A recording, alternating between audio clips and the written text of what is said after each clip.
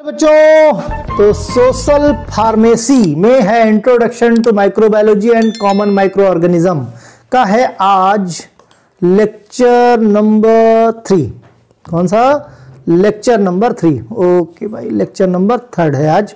ठीक, देखो हमने एपिडेमियोलॉजी ये कंप्लीट हमने L1 में देख लिया था।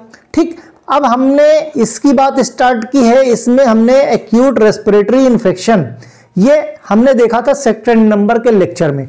आज हम लोग जो देखेंगे वो देखेंगे चिकन पॉक्स और मीजल्स के बारे में।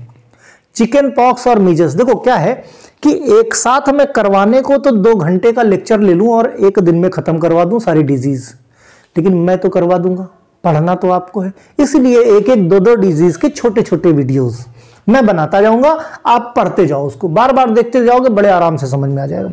ओके, तो लेक्चर नंबर 3 है। पहला है देखो चिकन पॉक्स। चिकन पॉक्स में देखो इस तरह के क्या है, इची दाने टाइप के, है ना, जैसे पिंपल्स टाइप निकलते हैं उस तरह के ये निकल आते हैं, पूरी बॉडी में इसके दाग पड़ जाते हैं। राइट, इसको chicken pox. Chicken pox common illness बच्चों में बेसिकली होती है, और जो अंडर 12 होते हैं, 12 साल से कम के बच्चे होते हैं, उनमें इसकी मीन्स ये प्रॉन ज्यादा होता है ना, क्योंकि इम्यूनो कंप्रोमाइज्ड बच्चे होते हैं। एंड इची रेसेस मीन्स ये जो रेसेस होते हैं खुजलाते बहुत हैं, इचिंग इनमें खूब सारी होती है। Spot that look like the blisters. Blister मतलब जैसे आप जल जाओ तो फफोले पड़ जाते हैं। ब्लिस्टर तो वैसे टैबलेट का एग्जांपल है जिसमें कैविटी होती है ना, उसी तरह से जैसे कहीं जल जाओ फफोले पड़ जाओ, उनको क्या बोलते हैं? ब्लिस्टर्स, है ना। तो उसी तरह के जो दाने हैं वो अपीयर होते हैं किसमें? चिकन पॉक्स में। All over the body it may be accompanied flu like symptom, मतलब जो बॉडी में जो सिम्टम्स दिखते हैं, अपीयर्स तो होते हैं ब्लिस्टर टाइप के, लेकिन जो फील होता है वो कैसा? फ्लू लाइक होता है ना। Symptoms usually go away without treatment. ये बेसिकली जो सिम्टम्स हैं अपने आप बिना किसी ट्रीटमेंट के धीरे धीरे ये ठीक हो जाते हैं, but because of the infection is very contagious. चूंकि बहुत कम्युनिकेबल, बहुत कंटेजियस है, इसीलिए ये ठीक तो हो जाते हैं, लेकिन इनका जो कांटेक्ट है लोगों से दूर रखना चाहिए, इनको आइसोलेट करके रखना चाहिए लाइक कोविड। ठीक, and infected children should stay home rest until the symptoms are gone. चूंकि हाईली कंटेजियस है तो इसलिए जब भी किसी बच्चे को होता है तो उसको घर पे ही रखना चाहिए, कंप्लीट रेस्ट कराना चाहिए ताकि किसी और से ना मिले, क्योंकि अगर मिलेगा तो यही बीमारी किसी और को हो सकती है। पॉजिटिव एजेंट की बात करें तो chicken pox caused by the varicella zoster virus, है ना, वेरिसेला जूस्टर वायरस, जिसको हम VZV बोलते हैं, VZV, है ना। Kids can protected from VZV getting the chicken pox या वेरिसेला वैक्सीन। बच्चों को इससे बचाया जा सकता है। तरीका क्या है? उनकी इम्यूनिटी बूस्टर लगा दिया जाए। इम्यूनिटी बूस्टर क्या हो गया? जिस चीज की हमें बचाना किससे है? चिकन पॉक्स से बचाना है। किससे होता है? वेरिसेला जूस्टर से। तो वेरिसेला का जो वैक्सीन है, अगर वो वैक्सीन बच्चे को दे दिया जाए 12 से 15 महीने पे, वैक्सीन यूजुअली बिटवीन 12 से 15 महीने पे बच्चों को दी जाती है, तो बच्चों को क्या है? चिकन पॉक्स होने के चांसेस कम हो जाते हैं। राइट, अगर हम एपिडेमियोलॉजी की बात करें चिकन पॉक्स की, तो एपिडेमियोलॉजी में पहले आता है सोर्स ऑफ इन्फेक्शन। तो source of infection, virus present in the nose, इसका वायरस नोज में, थ्रोट में, स्किन लेजन्स में, ये जो फफोले पड़ जाते हैं, ब्लिस्टर्स पड़ जाते हैं, म्यूकस मेम्ब्रेन और ब्लड इसका जो है मेन सोर्स ऑफ इन्फेक्शन है ना। ब्लड तक ये पहुंच चुके होते हैं। पीरियड ऑफ इनफर्टिलिटी की बात करें तो 1 वीक लगभग, starting 1 to 2 days before appearance of the rashes and 4 to 5 days thereafter. कहने का मतलब इनका जो टाइम है, इंक्यूबेशन पीरियड लगभग 1 हफ्ते का रहता है। 1 हफ्ते बाद इसका असर बॉडी में जब आपके पहुंचा रहता है तो 1 हफ्ते बाद इसका असर दिखना शुरू होता है, और 4, 5, 6 दिन बाद जो है ये क्या अपने आप धीरे धीरे जाना शुरू हो जाता है। एज की बात करें लगभग 10 साल, 10 साल से छोटे बच्चों में ये ज्यादा हो जाता है। नोट एक है, person usually has only 1 episode in chicken pox, means जीवन में किसी को भी चिकन पॉक्स सिर्फ लाइफ में 1 बार होता है, ऐसा कहा जाता है। उसके बाद जो वेरिसेला जूस्टर का जो वायरस होता है, ऐसा नहीं कि बॉडी से चला जाता है, वो डॉर्मेंट कंडीशन में, मींस इनएक्टिव फॉर्म में हमारी बॉडी में ही रहता है। In dormant within the body cause different type of skin eruptions. धीरे धीरे कभी भी लाइफ में ये एक्टिवेट हो जाता है और अलग तरह के स्किन इरप्शन करता है। स्किन को, जिसको हम क्या बोलते हैं, शिगल या हर्प जूस्टर बोलते हैं। शिंगल्स या हर्प जूस्टर्स बोलते हैं। ये क्या होता है, getting the chicken pox vaccine significantly. अगर हमें चिकन पॉक्स से बच्चे को बचाना है तो उसका सिंपल सा एक ही तरीका है, वैक्सीन, है ना। इंक्यूबेशन पीरियड बेसिकली 14 से 16 दिन का होता है। ये एमसीक्यू में क्वेश्चंस पूछे जाते हैं, right. MCQ, incubation period of varicella zoster virus. Chicken pox का जो आपका पॉजिटिव एजेंट है कौन है, वेरिसेला जूस्टर, है ना, ये सब। दूसरा, सिंगल्स या हर्प जूस्टर किसकी वजह से होता है, तो ये भी होता है किससे, वेरिसेला जूस्टर की वजह से, ठीक। Infertility period of varicella zoster या chicken pox positive agent 1 to 2 dose, ठीक। नोट की बात करें, कुछ बच्चों में ये जब होता है तो उनको पेट में पेन, उनको बुखार आना, सोर थ्रोट इन्फेक्शन होना, हेडक होना, है ना, इस अजीब सी बॉडी रेसेस जैसी फीलिंग सी आती है। मींस कई बार क्या होता है, उनका जो टेम्परेचर है 100 से 102 तक 100 से 102 फ़ारेनहाइट तक पहुंच जाता है। मींस 37 की जगह 38 डिग्री सेल्सियस तक पहुंच जाता है, जो कि काफी कॉम्प्लिकेटेड हो जाता है ना। अब इसमें बात करें रोल ऑफ फार्मासिस्ट की, to educating the public in the for prevention, है ना। इसके प्रिवेंशन के लिए रोल ऑफ फार्मासिस्ट का क्या है, फार्मासिस्ट का क्या रोल है। फार्मासिस्ट इंस्ट्रक्ट करता है infected person isolated for 7 days. जो भी पर्सन, जो भी जैसे फार्मासिस्ट है, गांव शहर मोहल्ले जहां पे भी उसकी अपनी फार्मेसी है, तो वो वहां पे लोगों को अवेयर कर सकता है कि अगर पता चल जाए कि भाई किसी बच्चे को चिकन पॉक्स हुआ है, तो फिर वहां जाके वो बता सकता है कि भाई इस बच्चे को कम से कम 7 दिन तक आइसोलेट रखिए, किसी से कंटामिनेशन ना होने पाए, है ना। बहुत कंटेजियस डिजीज बोलते हैं। Pharmacist should instruct the other members, family members to disinfect the articles used by the patient. Pharmacist घर के मेंबर्स को बचाएगा कि भाई आप भी बच के रहो। सबसे बड़ा चैलेंज तो यही है कि घर में किसी एक को हो तो दूसरे को बचाना, है ना, दूसरा बचना। तो उसके लिए क्या फार्मासिस्ट बताता है कि भाई जो भी आर्टिकल्स, जो भी कपड़े पेशेंट पहनता है, उनको डेली दिन में 1 या 2 बार क्या है कपड़े पेशेंट के चेंज करो, और बाकी जो कपड़े बचे हैं, जो मींस लेफ्ट आउट है, टेक ऑफ करता है, उतारता है, उन कपड़ों को सैनिटाइज करो, डिसइंफेक्टेंट करो।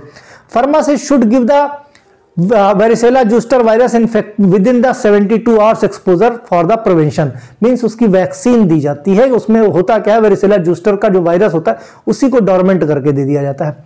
अगर प्रिवेंशन की बात करें तो प्रिवेंशन क्या है, 2 गज की दूरी, जैसे कोविड में था ना 2 गज की दूरी है जरूरी, तो वही है इसमें भी कि आप पेशेंट से दूरी बना के रखिए। यही सबसे बड़ा contact, avoid the contact the patient of chicken pox, maintain the good hygiene, यही है।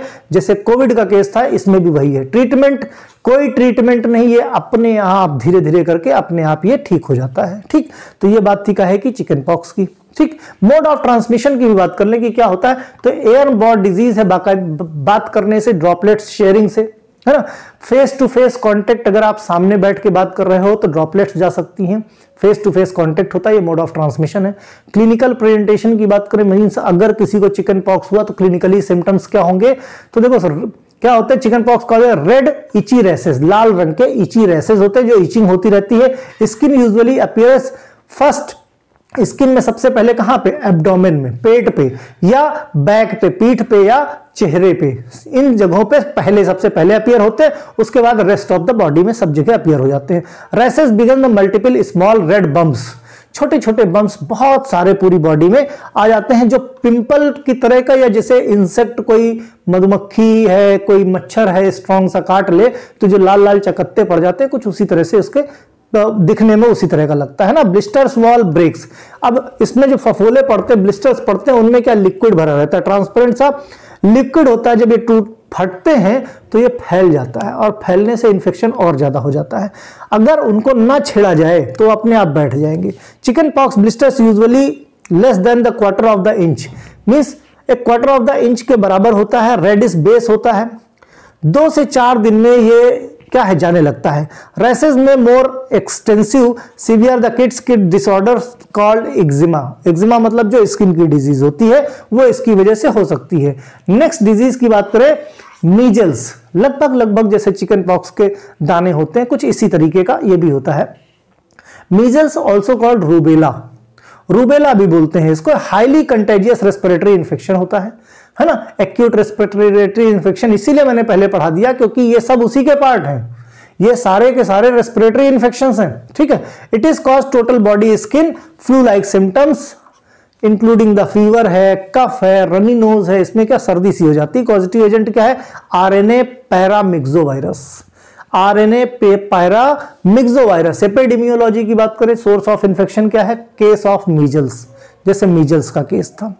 Infective period appearance the rash measles infection 4 days before and 5 days is highly infection the first few days of the illness। Means जो infective period होता है चौथे दिन या 5वें दिन, ठीक, चौथे दिन अर्ली या 5वें दिन से ये क्या है इन्फेक्शियस होने लगता है फर्स्ट फ्यू डेज में।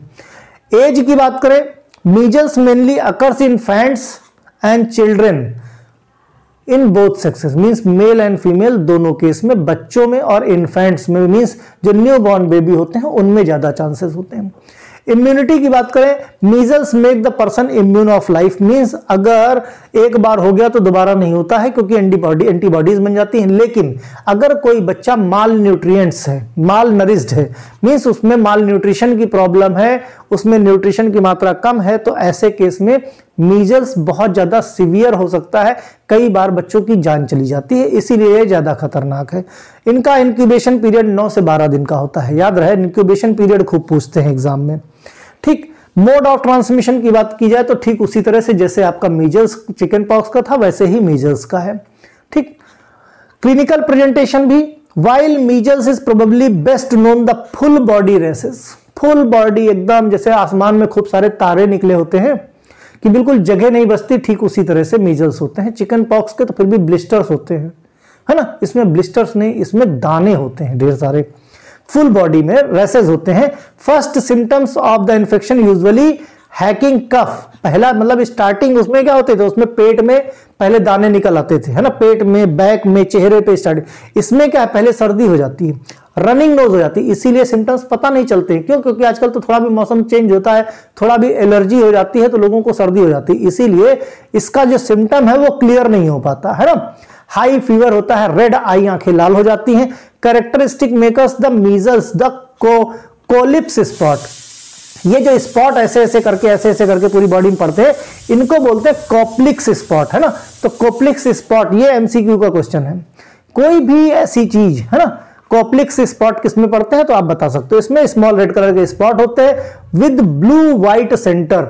स्पॉट तो होंगे लेकिन जो सेंटर है वो कैसा होता है, हल्का हल्का ब्लू व्हाइट सा, है ना। That appears inside the mouth, कहां पे, मुंह में पता चलेंगे। It appearance the first usually show up the forehead, सबसे पहले कहां, फोरहेड पे पता चलते हैं, दाने दाने से खूब सारे, जैसे घमोरियां नहीं निकल आती हैं, ठीक उसी तरीके से इसके निकलते हैं। Then spread the downward the face, पहले माथे पर मींस फोरहेड पे शुरू होगा, फिर आपके चीक्स पे आएगा, होंठ पे आएगा, गले में आएगा, फिर धीरे धीरे करके पूरी बॉडी पे, आर्म एंड फीट, पूरी ऑल ओवर द बॉडी आपकी लग जाएगी, एकदम रेड कलर के स्पॉटेड हो जाती है ना। तो इस तरह का क्लिनिकल प्रेजेंटेशन। प्रिवेंशन क्या है, प्रिवेंशन इसका भी वैसे ही है कि जिस पेशेंट को हो उसको आइसोलेट कर दो, उसके कांटेक्ट में ना हो, मींस जो है क्या है, अवॉइड कांटेक्ट ही इसका प्रिवेंशन है। ससेप्टेबल सबसे ज्यादा चिल्ड्रंस के लिए, बच्चों को दूर रखना चाहिए। Patient should be isolated at least week after the disappearance of the symptom, means जिस पेशेंट में इसका सिम्टम डिसअपीयर हो जाए मीजल्स का सिम्टम, उसके बाद भी कम से कम 1 वीक उसको आइसोलेट करके रखना है। उसके बाद भी वो क्या है, कैरियर हो सकता है।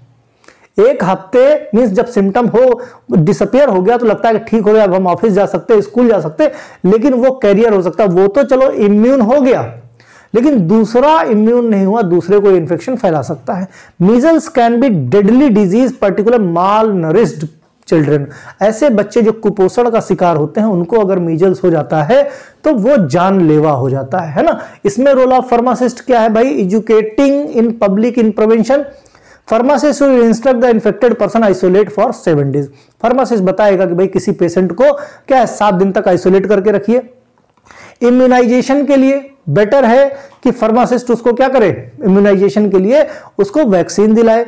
Start epidemic should be provide immunization. जैसे ही भाई ये सब क्या है, ये एपिडेमिक बीमारियां हैं, जब एक सीजन आता है शुरू होती हैं तो फिर पूरे गांव को हो जाएंगी, पूरे मोहल्ले को हो जाती है, इस तरह से करके। तो जैसे ही स्टार्ट होते हैं ऐसे सिम्टम, उसके पहले जैसे देखो बारिश के टाइम पे मलेरिया की गोलियां बंटना शुरू हो जाती थी घर घर में, है ना, वैसे ही इन सब चीजों के आज भी इनके वैक्सीन, होम्योपैथिक दवाओं में बहुत अच्छी अच्छी वैक्सीन। मैं खुद अपने बच्चों को जैसे ही सीजन आता है, इन चीजों का सीजन चेंज होता है, मैं खुद अपने बच्चों को खिलाता हूं और खिलाना भी चाहिए। One of the safest drugs, right.